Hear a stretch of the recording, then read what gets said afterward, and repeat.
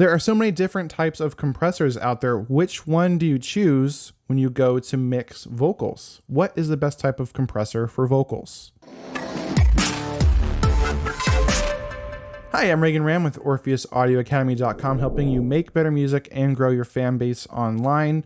And this is a tricky question, right? There's so many different types of compressors. In fact, I did a video, which you can check out up here, that breaks down all the different types of compressors that there are and what their pros and cons are.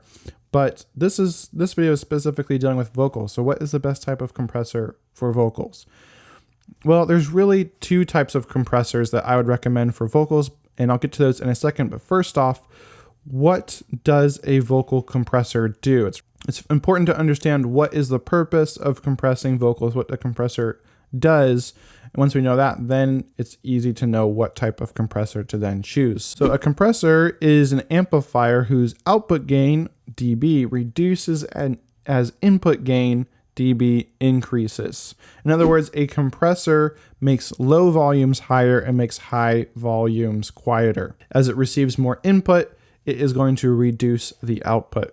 And then if you turn the makeup gain up, then that's what's going to be turning up those lower volumes. So what a compressor is doing is it is reducing the dynamic range of a sound source. And so the result of compression on vocals is that it's going to help you to hear everything, and it's just going to make your vocals sound more full and help it to sit on top of the mix. So vocal compression is very necessary. So what we're looking for is a compressor that is going to bring out that vocal, help it to be more full and sit on top of the mix, and maybe add some nice warmth or character to the vocal as well. So with that in mind, the best type of compressor for a vocal is an optical compressor, or an opto compressor is what's also known as. And optical compressors are great for vocals because they are smooth and transparent, which is typically what you want, right? You've recorded your vocal the way you want. You maybe have some effects the way you want. Now you just want it to be full. You want it to sit on top, and you want to make sure nothing in that performance is being lost.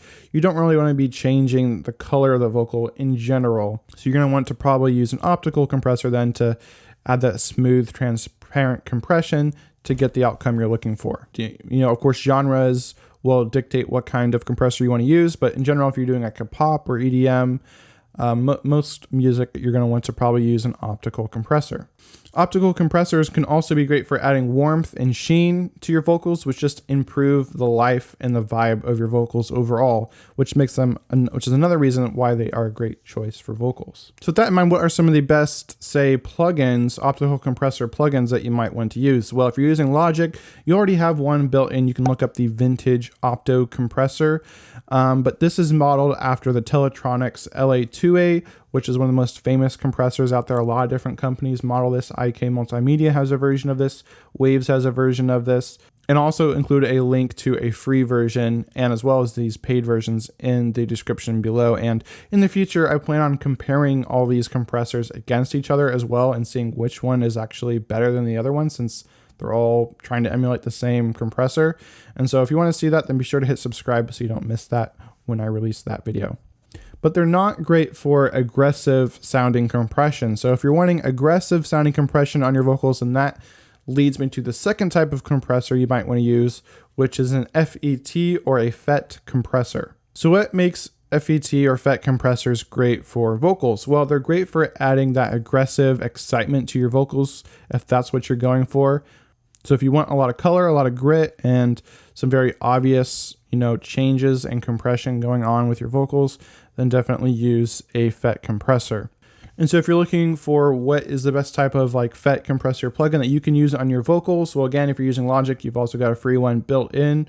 Just check out the vintage FET compressor setting in your compressor in Logic. But probably the most well-known FET compressor out there is the 1176. And again, this is another one that a lot of different companies have copied. So Waves has one, IK Multimedia, several others. And so I'll have links to these below, as well as a free version of this plugin that you can download and use in whatever DAW that you have.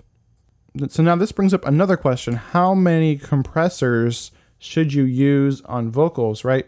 Maybe you've just been using one, but it might be a good idea to actually use two compressors on your vocals.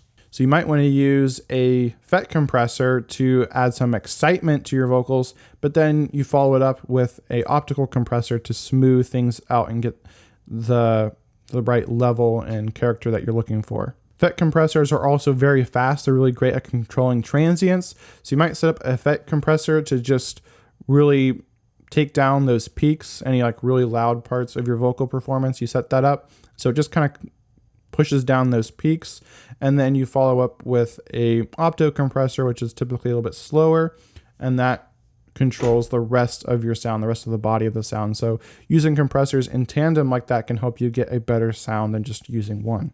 Now, as with everything in music production, there really is no right or wrong. It's whatever you want things to sound like. So if you want to try other types of compressors on your vocals and you think they sound better, then by all means keep those. Again, there's no right or wrong answer here. Now, when it comes to mixing, have you found yourself stuck on the same songs that you've been working on for months and you're not really releasing any new music? If so, then be sure to grab my free rapid song finishing checklist in the description below.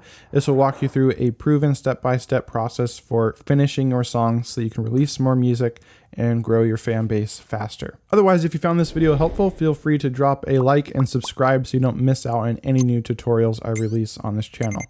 Otherwise, let me know in the comments below, what other questions do you have when it comes to recording, mixing, or just producing vocals in general? I'm curious to know. Also, would you be interested in tutorials on how to become a better singer? If so, let me know in the comments below, and we can release some videos covering that subject on this channel as well. Otherwise, have an awesome day, and I'll see you in a future video. Bye.